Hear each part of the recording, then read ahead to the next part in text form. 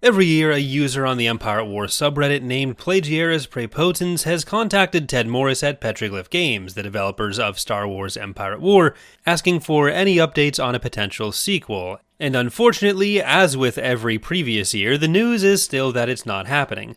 Not that I'd think a game announcement is going to come through a Reddit post, but as per usual, Petroglyph is very much on board with wanting to do a sequel or remaster, while publishers haven't been biting just yet, including EA and Lucasfilm Games.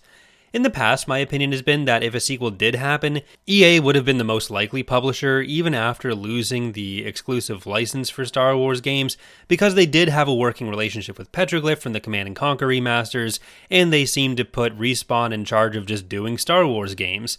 But given that since then, they seem to be pulling back on outside licenses, including shutting down one of their own Star Wars shooters, they no longer seem like a viable option, to me at least. If there is an Empire at War sequel, it's probably going to have to come from another publisher, maybe even from Lucasfilm Games as the publisher.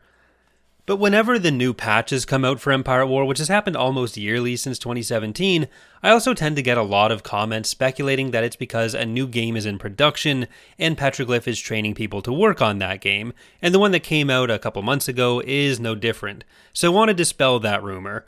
If a new game happened, familiarity with how the current one works isn't necessarily a huge asset. But the people who work on the patches are pretty much exclusively people who worked on the original game when it was first in development, and the patches come whenever Petroglyph has time available between other games in development. So if Petroglyph is ever actually working on a new Empire at War title, I think that would be the point where a new patch is the most unlikely. Strategy games, though, frankly, are not something publishers seem to be that interested in making right now, so it's probably a bigger stretch for publishers to want to take a major risk on them, especially as a AAA game. I think Squadrons alone showed that a AA game by a passionate studio can be a big win for Star Wars, and I think that's something Petroglyph could definitely pull off if they're able to find a publisher for it. But there are a few other factors I think that are being considered here as well. First, we know that BitReactor is making a Star Wars strategy game too, though that will be more in the vein of XCOM than an RTS like Empire at War. There's still the potential that Disney may see that as too close to be worth doing, and that might be part of why they're saying not yet to Petroglyph, even if they'd presumably have years between them. There was also rumors earlier this year about a Star Wars game by Creative Assembly, but we don't know whether that would end up being a grand strategy, Total War-esque title, something more purely RTS like Halo Wars, or something else entirely, assuming those leaks were even correct.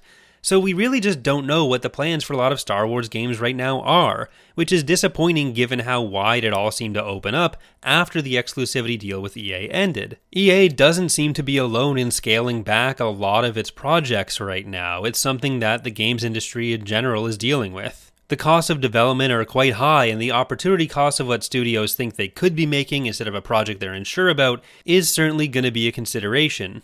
But I personally think there's probably room for both of those known or rumored Star Wars titles on top of a new title from Petroglyph. The last thing I want to talk about is a picture I've seen floating around a bit this year about a potential Star Wars game already in development by Petroglyph, with a Gamescom pitch saying Petroglyph plans to modify and improve the very popular Empire at War space mode to create a new standalone experience.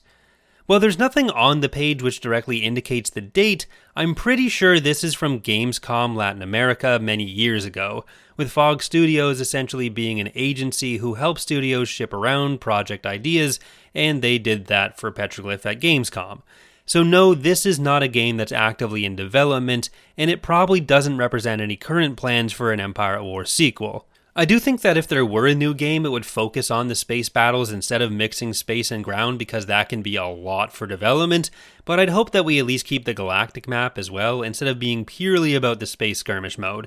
In my opinion, grand strategy games have eaten up a lot of the space held by RTS games in the past, and I think a game that is able to mix both of those will just flat out do better than a pure RTS game. The galactic element adds a lot of replayability, not to mention my own greediness, wanting to be able to do longer series on YouTube, and my own love for grand strategy elements, so I am definitely biased in that. That's going to do it for now though, another year where our hopes for a sequel aren't yet fulfilled. Let me know in the comments though, what era would you most like to see in a potential sequel? The Clone Wars, Galactic Civil War, the First Order and Resistance War, and would you prefer to have a mix of ground, space, and galactic, or any other combination of those? I think ground and galactic is probably the least likely. Thanks for watching though, remember to like and subscribe for more, and I hope to see you next time.